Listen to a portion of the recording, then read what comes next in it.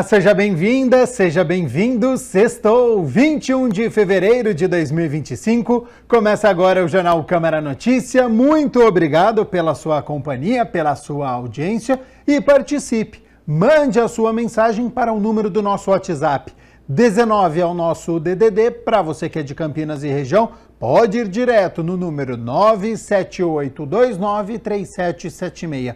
Ou você tem a opção de enviar esta mensagem pelo nosso QR Code. Com a câmera do seu celular apontada, já aparece uma mensagem na sua tela. O WhatsApp da TV Câmara Campinas. Você aperta e pode enviar o seu elogio, uma crítica construtiva, o que você quer assistir aqui no nosso telejornal, que a gente conversa. Confira a partir de agora os destaques de hoje. Primeira parte da sexta reunião ordinária debate longevidade e políticas públicas para o idoso.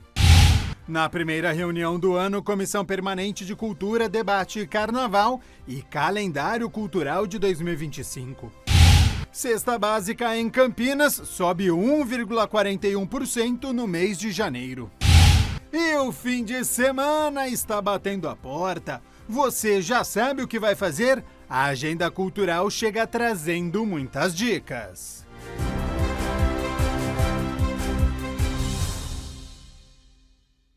E a gente abre a edição de hoje com as notícias da metrópole, porque a Ciesp Regional Campinas completou 75 anos e abordou sobre os desafios atuais.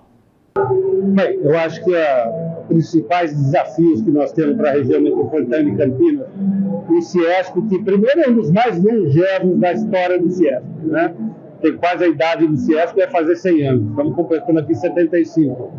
E uma região, uma macro-região ultra diversificada, com um PIB que supera da maioria dos estados brasileiros, de muitos dos países da América Latina, uma região ultra tecnológica, e o maior desafio nosso agora é manter a conexão com a base industrial, e é isso que diferencia o Ciesp, porque nossos diretores são industriais daquela região, dessa região, e que são moradores da região, conhecem os desafios, vivenciando o desafio. E nós estamos propusemos, e foi aceito pelo governador Tarcísio, agora uma nova metodologia e governança para desenvolvimento regional do Estado, conectando a cidade com sua macro-região, as diversas macro-regiões do Estado, e com isso você tem um plano de futuro, com um plano de Estado e não um plano de governo. Os nossos diretores, eles também têm essa missão de se interconectarem com os outros diretores regionais. Então, eu acho que nós temos tudo para fazer um bom trabalho, garantir essa longevidade, trazendo os novos desafios locais, as novas vocações de cada uma das regiões, conectar tudo isso com a inovação, tecnologia e fazer a região crescer no longo prazo. Eu tenho certeza que isso é algo que você faz muito bem. A cesta básica em Campinas subiu 1,41% no mês de janeiro. Alguns itens, como o café em pó, o tomate, registraram altas significativas, afetando o bolso do consumidor. O início do primeiro semestre de 2025 trouxe um aumento no custo da cesta básica em Campinas. Segundo a análise realizada pelo Observatório PUC Campinas, em conjunto com o Departamento Intersindical de Estatística e Estudos Socioeconômicos, a alta de 1,41% do mês de janeiro impactou em um valor final de R$ 754,11 dos 13 itens que compõem a alimentação. Os maiores vilões foram o tomate e o café, com altas de 13,41% e 10,5%, o que reflete diretamente no poder de compra da população. É um número que não é bom, ele se projetado para o ano inteiro daria uma alta acima do que está sendo esperado para o ano, mas alguns produtos puxaram esses preços, né, com destaque aí para o tomate e para o café. No caso do tomate, ele é um produto que tem uma sazonalidade grande, então ele é muito sujeito a alterações de clima. O tomate vinha numa sequência de quedas no segundo semestre de 24 e nesse mês aí houve uma redução de oferta e o preço subiu. No caso do café, a questão é mais estrutural e envolve uma cadeia produtiva de oferta e de demanda. Então, a demanda mundial de café sofreu altas no ano de 24 e seguem tendência de alta, ao passo que o Vietnã, que é um produtor importante de café, reduziu as suas produções no ano de 24. A expectativa é que a produção brasileira aumente ao longo do ano de 25, mas enquanto isso não se efetiva, a gente vai ter que conviver por mais alguns meses aí com o preço do café em níveis elevados. O aumento do preço na cidade de Campinas se repetiu em 13 das 17 capitais pesquisadas pelo Diese. Outro queridinho do brasileiro que também ficou mais caro foi o pão francês, com aumento de 4,24%. O trigo é um item que nós importamos uma certa quantidade e é consequência de uma alta do dólar que a gente sofreu aí no final, né, em novembro e dezembro de 24, depois isso se estabilizou, mas isso ainda está tendo reflexos nesse mês de janeiro. Com o aumento anual do valor do salário mínimo, o comprometimento desse salário foi menor, na ordem de 4,68% do valor total. Esse cenário impacta especialmente as famílias de baixa renda, que direcionam uma parte significativa para a alimentação. Rose optou por experimentar novas marcas de produtos para atingir seu orçamento. A gente tenta assim driblar, né, fazer algumas substituições, né, tipo o café que tomava de uma qualidade, cai um pouquinho para outra e vice-versa, assim segue. Graziela também sentiu a diferença no bolso e fez da busca por menores preços um hábito. Pesquisar preço, pesquisar mercado, e algo que eu não fazia, agora a gente faz sempre, todo mês. E dá uma grande diferença. Principalmente os hortifrutis, eles sofrem muita oscilação, às vezes de semana para semana. Então, às vezes não é nem só a questão de pesquisar naquele ou em outro mercado, mas como é que está naquela semana, em podendo substituir, é sempre bom. Agora, sempre gosto de dizer também, né, que o consumidor tem todo o direito de muitas vezes ficar insatisfeito com as altas dos preços, porque muitas vezes elas são generalizadas, né? O que eu teria a dizer é que em 24, realmente, alimentos foi o item que mais subiu, né? A expectativa não é que eles voltem a descer para os níveis que eles estavam, mas que em 25 a gente tenha um ano melhor do ponto de vista da inflação de alimentos. Hora das notícias do Legislativo, porque na primeira reunião do ano, a Comissão Permanente de Cultura aqui da Câmara debateu o Carnaval e o calendário cultural de 2025.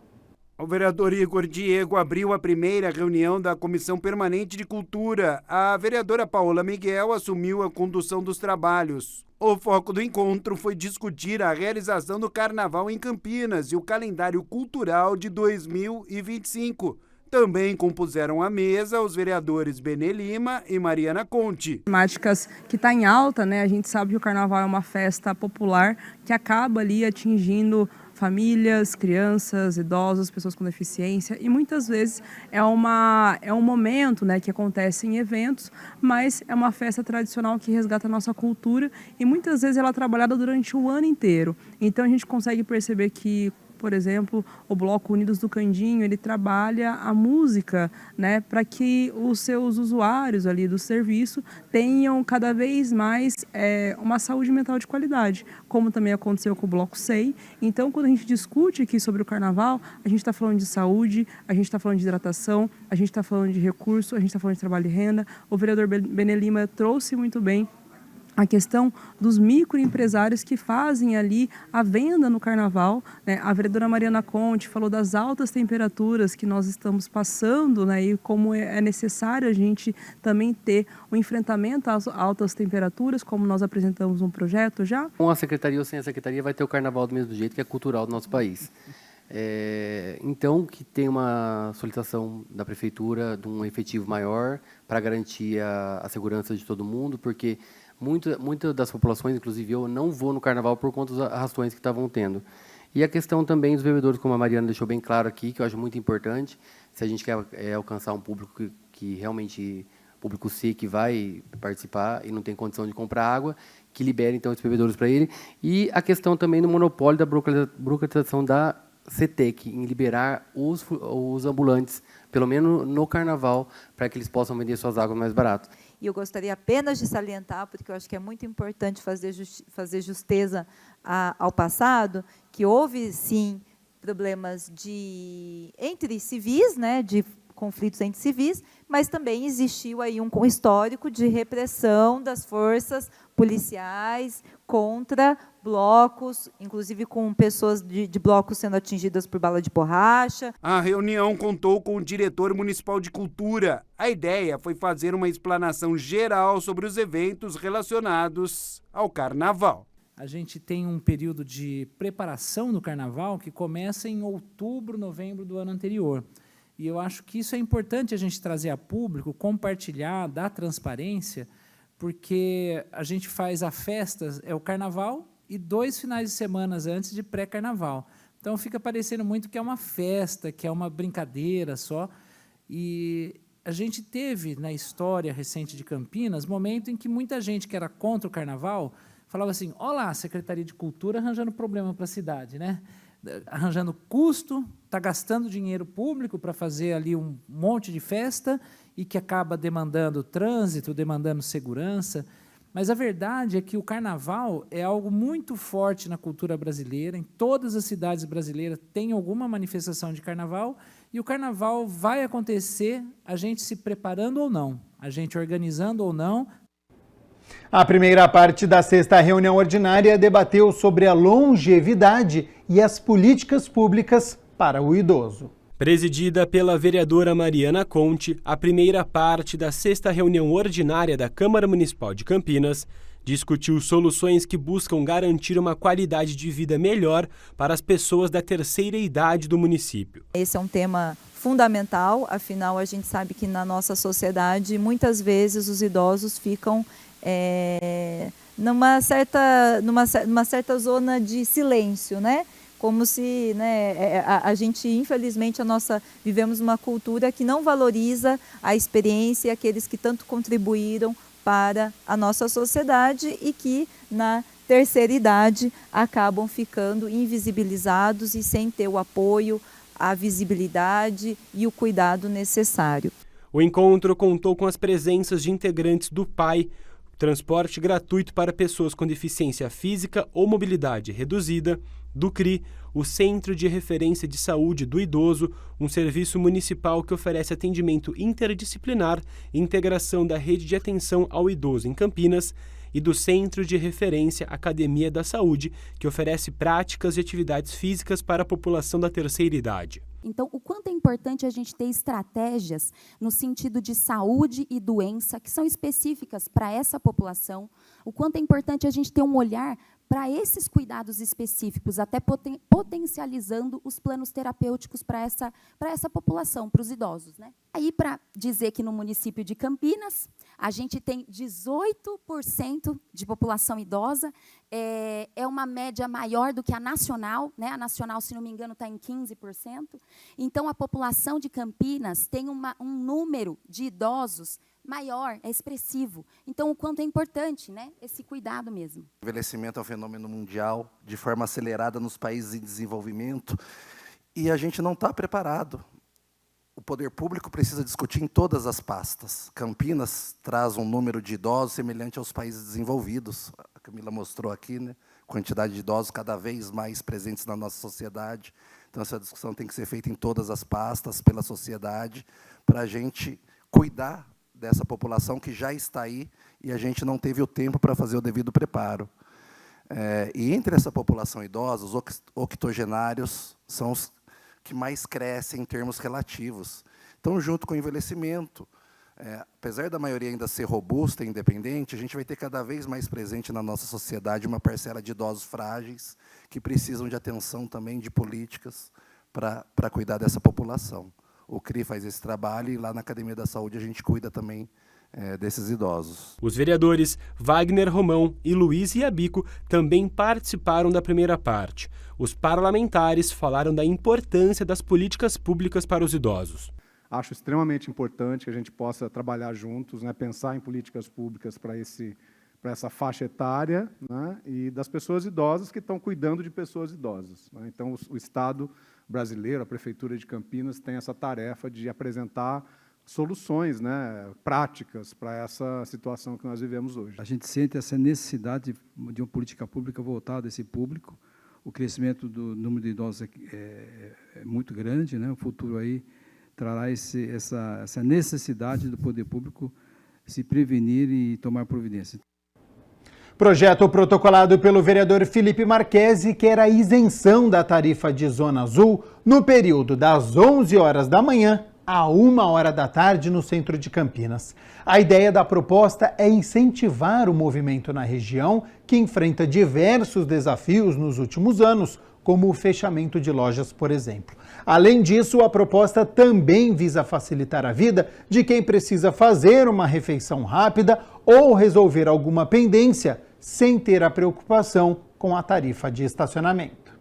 O vereador Felipe Marquesi protocolou o projeto de lei de número 67 de 2025, propondo a isenção da cobrança da tarifa de estacionamento da Zona Azul no centro de Campinas, no horário de almoço de segunda a sexta-feira, exceto em feriados. Nesse período das 11 da manhã à 1 da tarde, nós criaríamos, através dessa lei, essa permissão de que os motoristas, tanto os veículos como as motos, possam estacionar ali naquelas vagas que existem no centro da cidade. De acordo com o projeto, o objetivo da iniciativa é incentivar o comércio local e facilitar o acesso de consumidores e trabalhadores à região central durante esse período crítico para os estabelecimentos.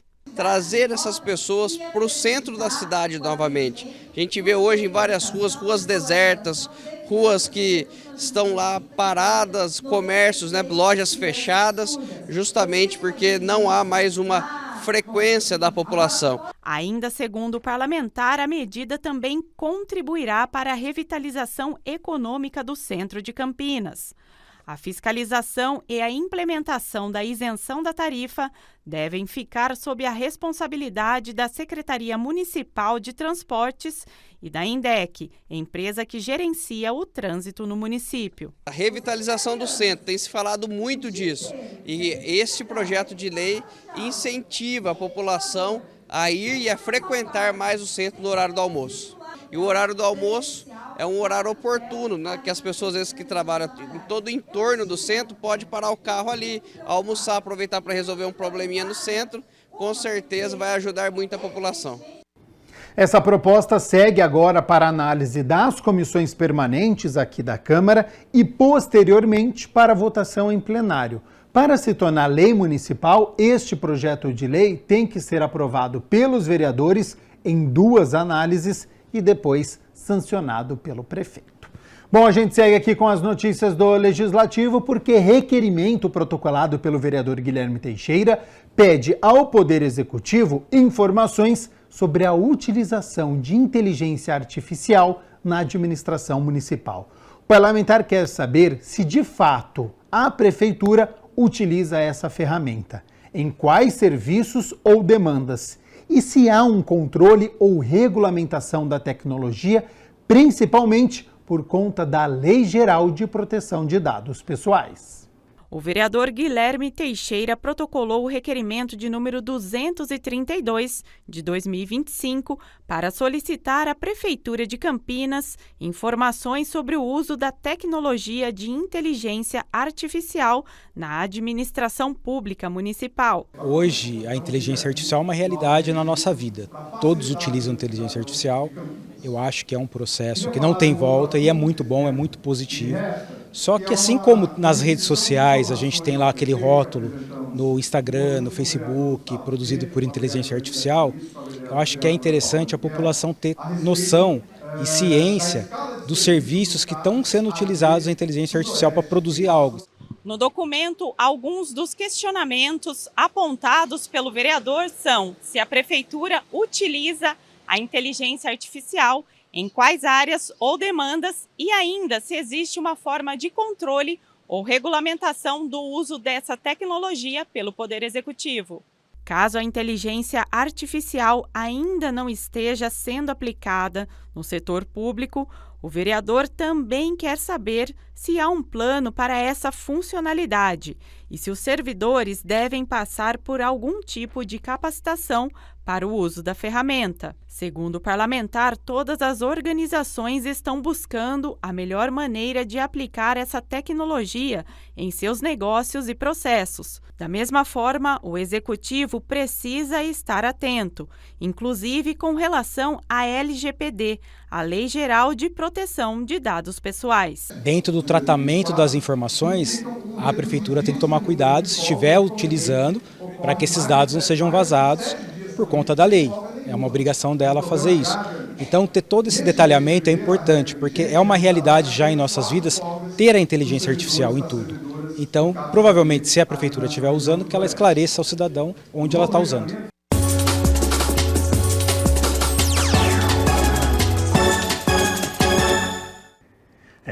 Chegamos à última rodada do Campeonato Paulista e as duas equipes da cidade estão brigando por uma vaga às quartas de final do Paulistão. Todos os jogos acontecem no domingo às 6h30 da noite. Então vamos lá. Aqui em Campinas, a Ponte Preta enfrenta o Red Bull Bragantino. E as duas equipes são as segundas colocadas de seus respectivos grupos. No caso da Ponte, o São Bernardo é o líder com 23 pontos, 7 vitórias e já se classificou. A Ponte tem um ponto a menos, 22 pontos e 6 vitórias. E o Palmeiras é o terceiro colocado com 20 pontos e 5 vitórias. Para a Ponte se classificar, basta ela vencer o Bragantino. Se a Ponte empatar, aí ela precisa torcer por um tropeço do Palmeiras diante do Mirassol, fora de casa. Por outro lado, o adversário da Ponte, o Red Bull Bragantino, precisa da vitória, já que é o segundo colocado do grupo, que é o mesmo do Guarani. E aí, se o Bragantino empatar, ele precisa torcer contra o Guarani diante do Corinthians e também contra a Portuguesa, fora de casa contra o Noroeste. Olha que rodada, viu? A gente falou sobre a situação da Ponte, vamos falar sobre o Guarani agora, que é uma situação um pouco mais delicada, porque o Guarani precisa vencer o Corinthians em Itaquera, o que nunca aconteceu, e ainda torcer contra o Red Bull Bragantino diante da Ponte Preta. Só a vitória interessa ao Bugre, se empatar o Guarani já está eliminado. Rodada emocionante, claro que na segunda-feira a gente conta tudo o que aconteceu, quem se classificou e quem ficou de fora das quartas de final. Bom, a gente segue falando de esporte aqui no Jornal Câmara Notícia, mas agora sobre uma modalidade focada no aumento da força máxima, principalmente nos grandes grupos musculares. É o powerlifting. Olha o esporte aí.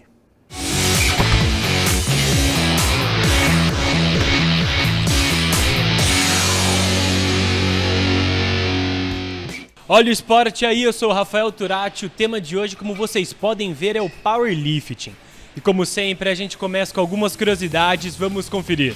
No Campeonato Mundial de Powerlifting na Eslováquia em 2024, a equipe brasileira teve um desempenho histórico, com seus atletas alcançando recordes mundiais e consagrações em suas categorias. Um dos destaques da competição foi o atleta Bitelo. O atleta brasileiro foi campeão mundial de powerlifting, conquistando o título na categoria até 140 quilos, levantando 341 quilos.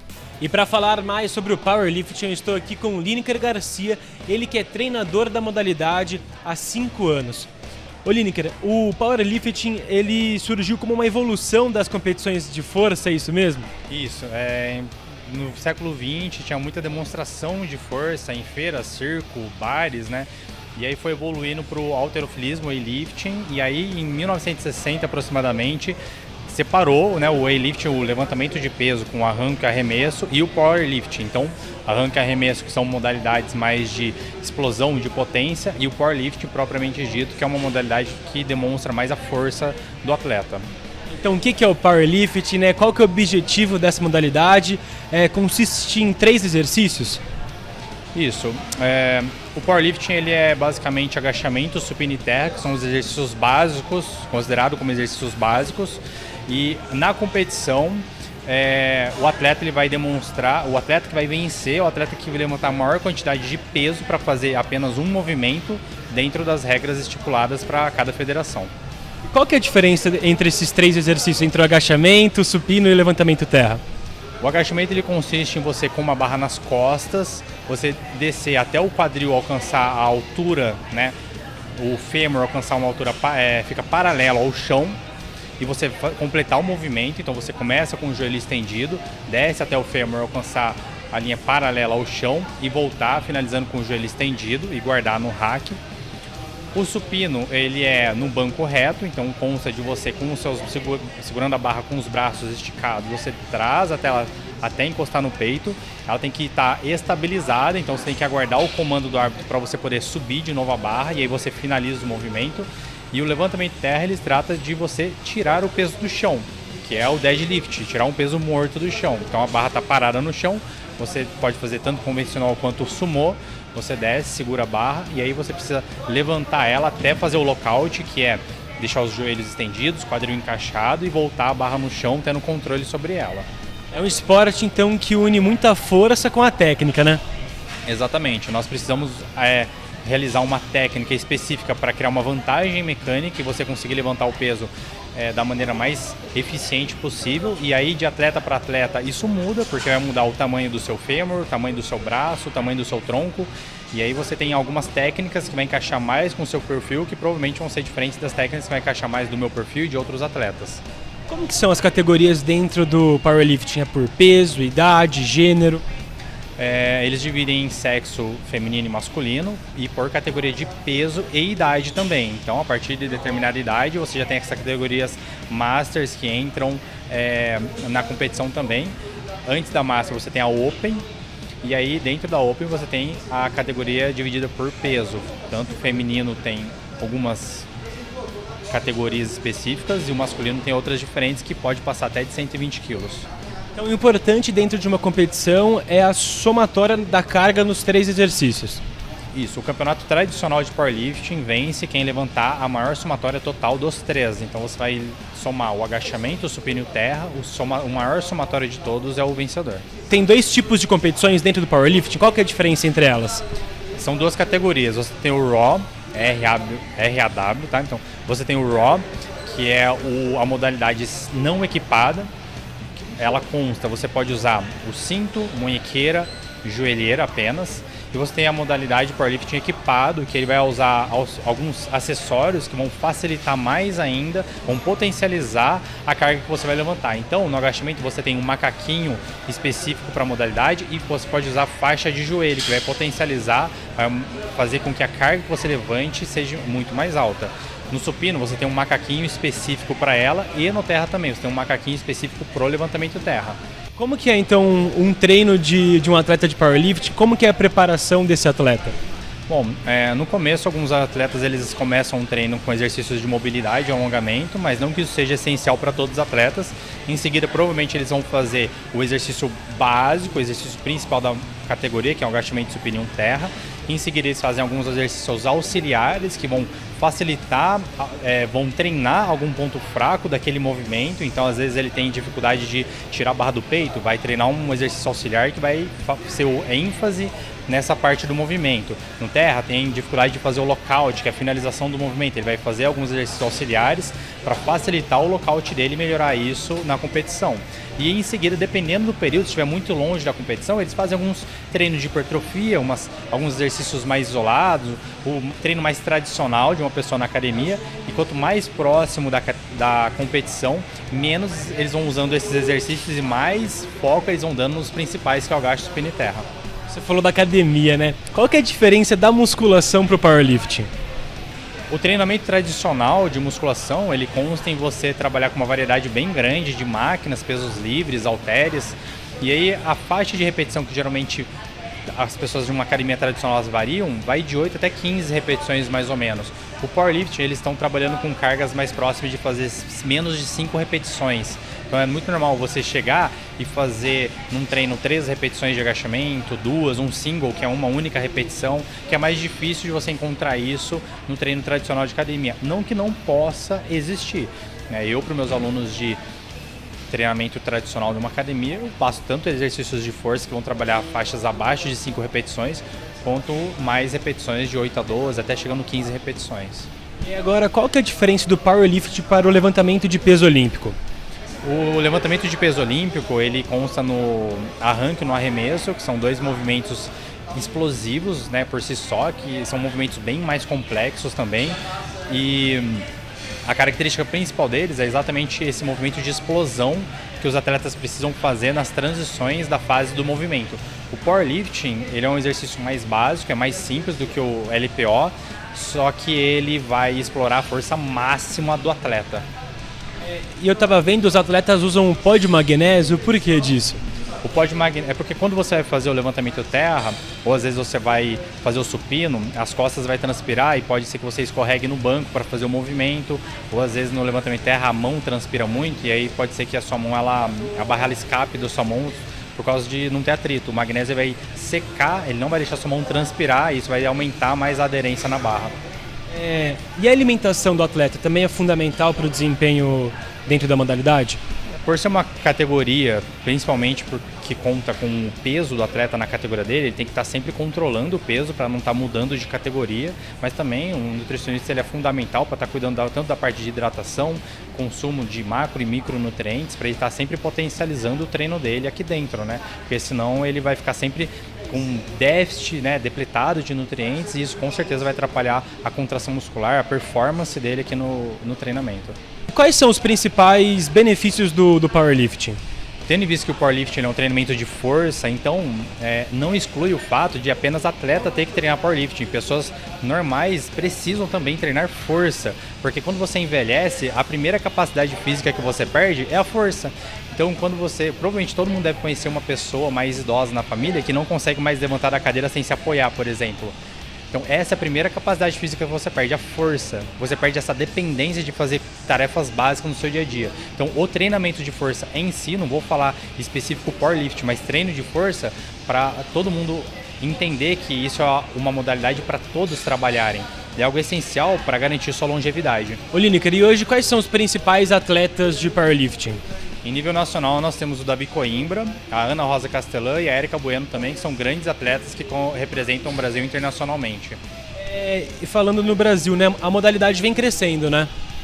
Sim, no Brasil nós estamos com muitos atletas participando das competições cada vez mais e nós podemos ver também algumas academias já inserindo estrutura como a nossa, específica para a modalidade do powerlifting.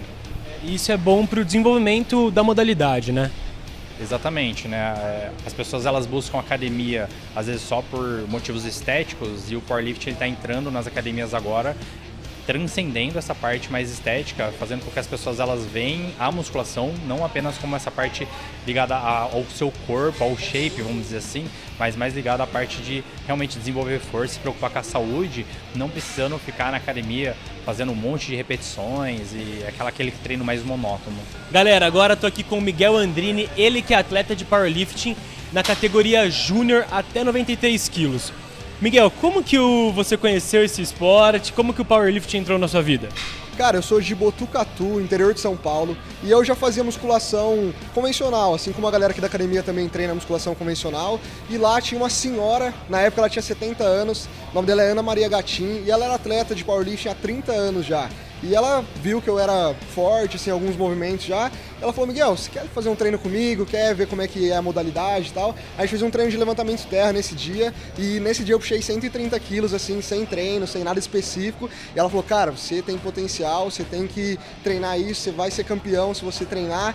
E eu vou te preparar, vou começar aqui, puxar seus treinos. E desde então, cara, no primeiro dia, isso foi dia 10 de maio de 2021, cara, isso começou a ser minha vida, assim. Isso realmente mudou minha forma de ver a musculação, minha forma de ver o esporte, e desde então eu treino em alto rendimento, assim, minha vida gira totalmente em torno do powerlifting desde maio de 2021, cara. Miguel, e há 4 anos você falou que está competindo, né? Nesses 4 anos, qual que foi as suas melhores marcas, suas melhores conquistas? Cara, minha melhor conquista até hoje, tô com a camiseta aqui desse campeonato, foi no ano passado, em 2024, mais precisamente em fevereiro, eu fiquei em 3º lugar no Campeonato Brasileiro de Powerlifting Júnior. Então o Campeonato Brasileiro é o maior campeonato que a gente tem aqui no Brasil, e nesse campeonato eu quebrei o recorde paulista de agachamento com 232,5 kg na categoria até 93, acho que essa foi minha melhor marca até então. Depois no Campeonato Paulista, que foi em julho, eu quebrei novamente esse recorde com 240,5 kg. Então pra mim as minhas melhores conquistas até hoje é um 3º colocado no Campeonato Brasileiro e um recorde paulista de agachamentos. Agora eu tô aqui com a Gabi Finotello, ela que também é atleta de powerlifting e há 4 anos ela conheceu essa modalidade. Como que foi isso, Gabi? Então, eu praticava musculação, né, academia tradicional, e uma vez enquanto eu estava treinando, um professor olhou fazendo levantamento de terra, né, e ele falou, olha, eu acho que você tem potencial para o powerlifting. E na época eu nem sabia o que era o esporte, e aí ele começou a me treinar, a explicar sobre, me inscreveu numa competição, participei e tô aqui até hoje. E nesses 4 anos de treino você já foi campeã sul-americana, como que foi isso? Em 2024 eu fui campeã sul-americana, o campeonato que teve aqui no Brasil. Eu ganhei na categoria até 63 quilos, né? Eu subi de categoria. Mas eu também já ganhei na minha categoria própria, que é até 52. Eu fui vice-campeã do sul-americano no Peru, que teve. Como que é ser uma atleta de powerlifting? É um pouco diferente? Como que é? Agora o esporte está crescendo, né? Então, assim, cada vez mais as pessoas já sabem o que é. Às vezes eu tô treinando numa academia, a pessoa já fala, nossa, você é atleta de powerlifting? Eu falo, sou. Então, assim, cada vez mais está crescendo e é muito legal ver isso, né? As pessoas identificando com o esporte e crescendo no geral.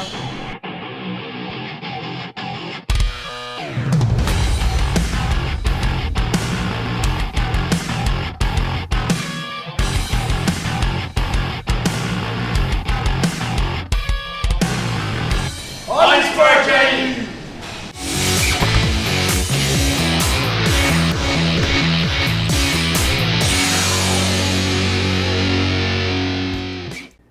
Fim de semana chegando e para você que quer curtir carnaval, teatro e uma entrevista muito bacana, preste atenção, porque a partir de agora é a Agenda Cultural.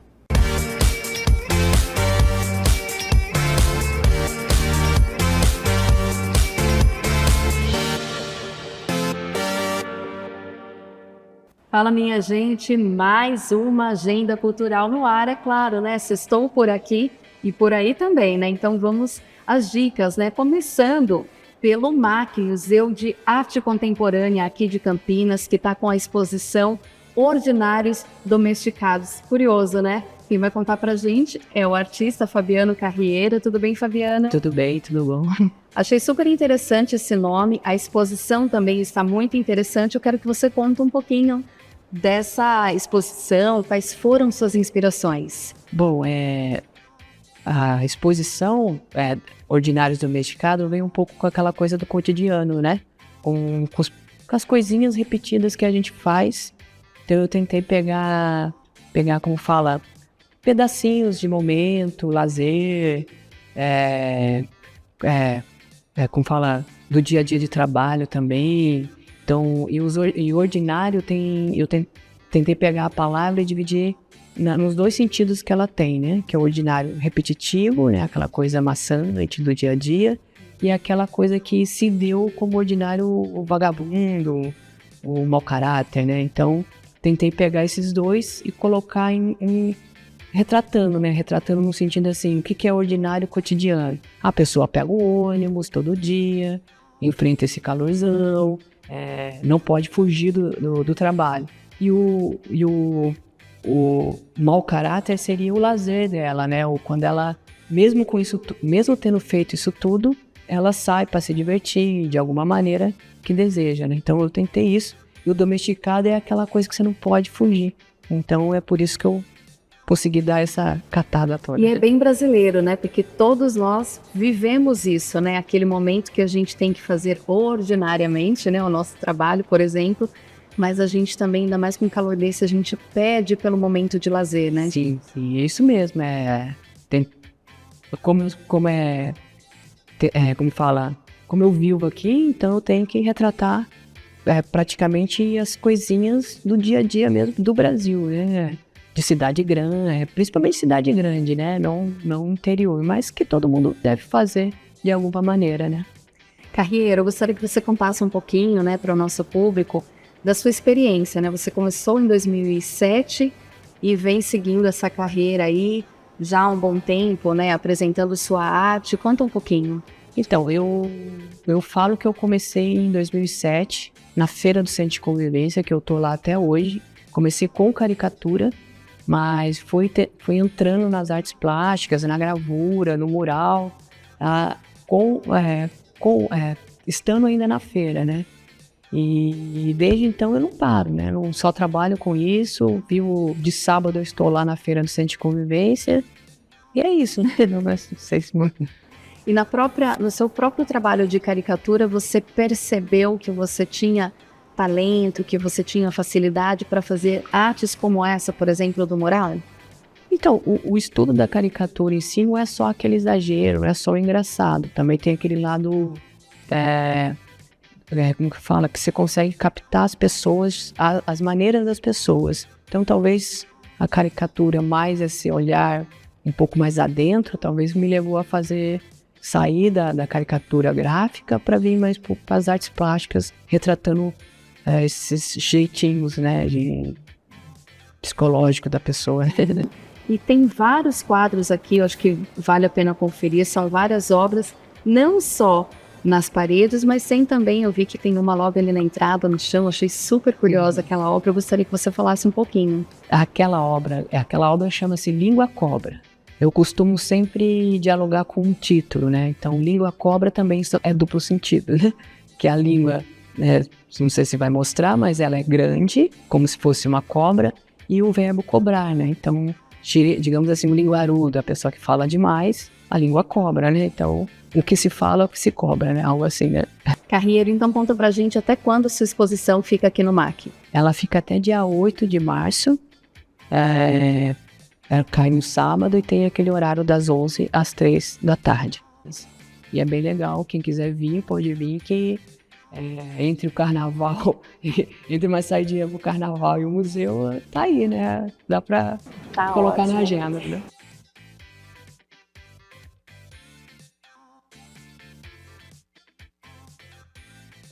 Legal, Carrieiro, muito obrigada, parabéns pelo trabalho. E olha, não fica triste não, porque nós não temos só essa dica de programação para o seu final de semana. Ainda tem shows, tem mais teatro, tem cinema, fica de olho. Olá, pessoal da TV Câmara, tudo bem? Quem tá falando aqui é Dudu Ferraz e eu quero fazer um convite especial para vocês, pois esse domingo, dia 23 de fevereiro, às 16 horas, no Parque das Águas, faremos a última sessão do show Nascente, um show que canta sobre as águas, sobre as nascentes da nossa cidade e que está circulando por parques e bosques da cidade de Campinas. Então, domingo faremos a última sessão. Vem, Parque das Águas, 16 horas. Um abraço. Também guardamos pedras aqui. Com Luísa Romão, essa obra é baseada no livro homônimo, vencedor do Prêmio Jabuti de Melhor Livro do Ano em 2022. A apresentação será nesta sexta-feira, às 8 da noite, no Teatro Sesc. A literatura ocidental começou com um massacre. No sábado tem Oficina As Meninas. Escrever poemas a partir de quem nos inspira, a partir das 2 da tarde até às 6 da tarde, na Sala Multiuso 2. Grande Circo Grandevo com Pequeno Teatro do Mundo. O que era limite, agora é inspiração e eles buscam de forma divertida novos modos de encantar o público e de fazer ecoar o riso nas plateias. Sábado, às 3 da tarde, no Espaço Arena. Show com Osni Ribeiro Trio, 40 anos de viola e cantoria, no sábado, às 4 da tarde, na área de convivência. A entrada é gratuita, mas fique esperto e retire o seu ingresso. Lá vai o trem, o menino, lá vai a vida girar. Temos também o show Pé de Brasil com Trupe Trupé, neste domingo, às 4 da tarde, no Jardim do Galpão.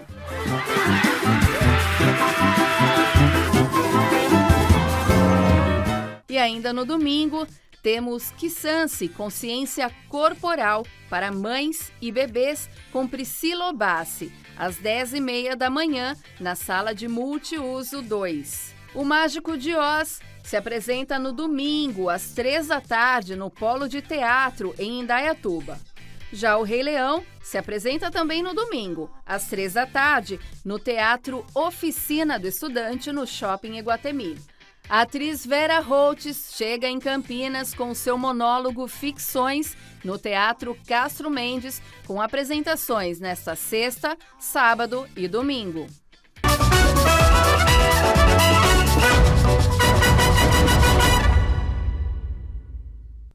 E o pré-carnaval continua em Campinas. No sábado, bloco A Cada Canafro se apresenta no centro, a partir das 10 horas da manhã até as 2 horas da tarde, na Praça Rui Barbosa. Cordão da Ruidosa, do Cambuí e Centro se apresentam também neste sábado, a partir do meio-dia, e vão até as 8h30, na Praça Carlos Gomes. O Bloco dos Advogados do Guanabara se apresentam a partir do meio-dia, vão até às 7 da noite, na Praça Euclides da Cunha. Bloco Demorou, mas Chegou. O Bloco da Quebrada da Vila União se apresenta da 1 da tarde até às 6 da tarde, na Rua Paulo Viana de Souza, sem número, é próximo ao condomínio São Paulo. O Bloco de Afoxé e Leogum, da Vila Georgina, IP e Oliveira, se apresentam a partir da 1h30 e vão até às 8 da noite pela Rua Sinira de Arruda Valente, em frente ao Centro de Saúde. Tem ainda o Bloco Unidos do Candinho, em Souzas. Eles se apresentam da 1 da tarde até às 6 da tarde, na Rua Antônio Prado, número 430. Para fechar o sábado, tem o Bloco Z no Taquaral. Neste sábado, a partir das 5 da tarde até as 9 da noite, na Rua Inês de Castro, 574.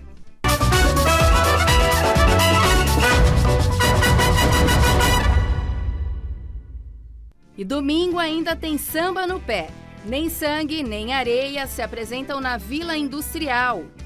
A partir do meio-dia, vão até às 6 da tarde, na Rua Francisco Teodoro, no estacionamento da Estação Cultural. Bloco Barão Folia, em Barão Geraldo, se apresentam a partir do meio-dia e vão até às 8 da noite, na Rua Roxo Moreira. Bloco Vai Que Vira São Bernardo se apresentam a partir da 1h e vão até às 10 da noite, na Rua São Vicente de Paula. Bloco do Bob, no Cambuí, começa a apresentação às 4 da tarde e vai até às 7 da noite, na Praça 15 de Novembro, Largo Santa Cruz. Para fechar o domingo, tem o Bloco Berra Vaca de Barão Geraldo. Eles começam às 5 da tarde, vão até às 10 da noite, na Vila Santa Isabel, Rua Eduardo Modesto, número 128. Bom Carnaval!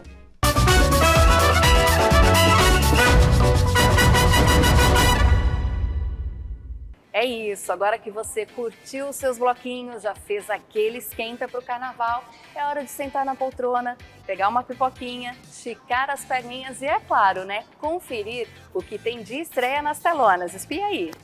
Attack on Titan, o último ataque.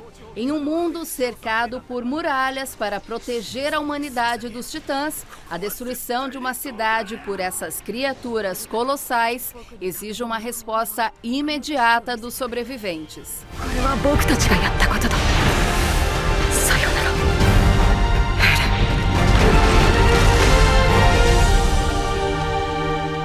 O Homem-Cão. Em uma operação policial, um policial e seu fiel cão são gravemente feridos. Dedicado a proteger a cidade, ele terá sua lealdade testada quando o terrível Pepe, o gato, surge com um plano maligno para duplicar seus poderes.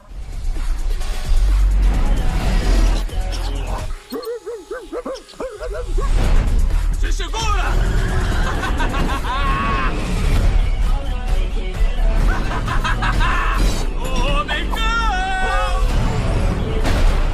Os Hadley. Ellen e Peter sempre fizeram de tudo para esconder da família um segredo obscuro. Pais de 2 adolescentes, eles levam uma vida discreta, mas o impensável acontece. Sua filha comete um assassinato brutal e descobre uma ligação sombria com o sangue.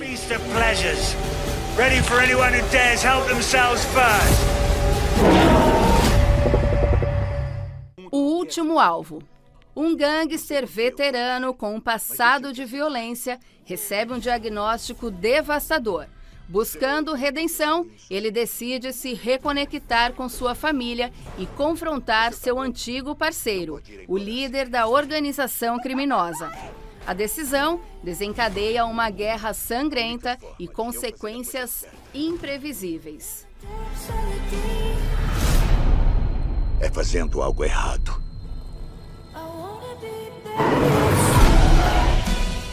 Um completo desconhecido. Um completo desconhecido é uma biografia sobre a vida do astro Bob Dylan, situado na influente cena musical de Nova York dos anos 60. Dylan, o jovem músico de 19 anos, caminha rumo à sua ascensão na música, passando por folk, salas de concerto e chegando ao topo das paradas. Turn it down! Play loud! Make some noise, BD.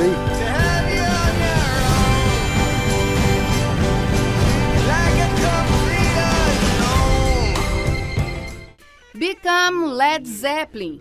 Este é o primeiro documentário autorizado sobre a icônica banda inglesa de rock. Além de raros arquivos pessoais cedidos e também imagens de shows inéditas, o doc contém ainda uma entrevista exclusiva nunca exibida do falecido baterista John Bonham. Let's Rock and Let's Move.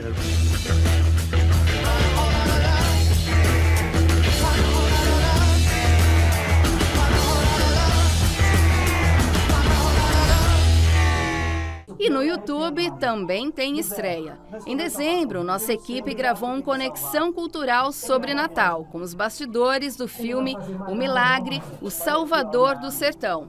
Nesta semana, o filme foi liberado no YouTube para você curtir. Jesus, tu salvou o coroné das maldades dele. Coroné, aprenda a olhar o semelhante com os olhos cheios de amor. E nunca mais faça maldade nesse mundo, vice.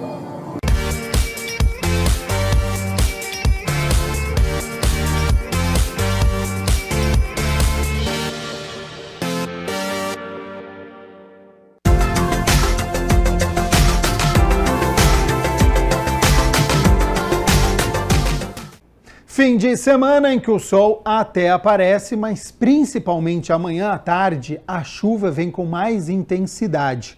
No domingo, não é muito diferente. Sol durante o dia, nebulosidade aumenta ao longo da tarde e também pode chover. Vamos às temperaturas, porque tanto no sábado quanto no domingo, nós temos mínima de 20 graus. Ao longo do dia a temperatura sobe, faz calor e a máxima pode chegar aos 31 graus aqui na cidade de Campinas. O Jornal Câmara Notícia fica por aqui. Muito obrigado pela sua companhia, pela sua audiência. Continue na nossa programação. Ótimo fim de semana e o Jornal Câmara Notícia retorna na segunda-feira. Tchau, tchau.